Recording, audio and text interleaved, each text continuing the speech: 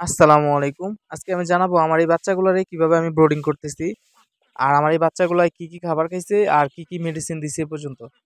দেখেন আমি অনেক সময় বলি যে বাচ্চার আসলে অ্যান্টিবায়োটিক বা ভারী ধরনের কোনো মেডিসিন প্রয়োজন হয় না যদি না সে অসুস্থ হয়।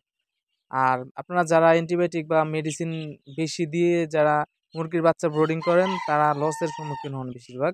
কারণ মেডিসিনের একটা কষ্ট আছে, খরচ আছে। কিন্তু অ্যান্টিবায়োটিক ছাড়া যদি আপনি ব্রোডিং করতে পারেন সেক্ষেত্রে আপনার লাভ করার, প্রফিট করার সম্ভাবনাটা খুব বেশি থাকবে আরকি। তো আজকে আমি বলি আমার এই বাচ্চাগুলোর আমি জাস্ট লাইসোভিট দিছি ২ দিন। লাইসোভিটের সাথে আপনার ৪-৫ দিন হইছে আর একটু থায়ামিন দিছি।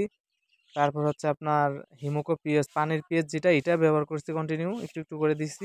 যদিও পরিমাণে অল্প দিছি। তবে হালকা দিছি যেমন পানিটা দূষিত না হয়। কারণ মুরগির বাচ্চা ছোটবেলায় মেক্সিমামই আপনার পানি যেই সমস্যাটা, পানিবাহিত রোগগুলাই বেশি হয়।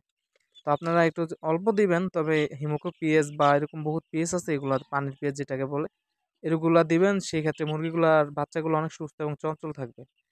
তো আর হচ্ছে আপনার এই বড় হইছে পরে ১০ দিন পরে হচ্ছে থায়ামিন দিছি। আরেকটা মেডিসিন দিছিলাম আমার এই মুহূর্তে নামটা মনে আসতেছে না।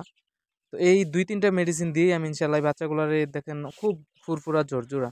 তো আপনারাও চাইলে এভাবে করতে পারেন। আজকের ভিডিওটা এই পর্যন্তই। আসসালামু আলাইকুম।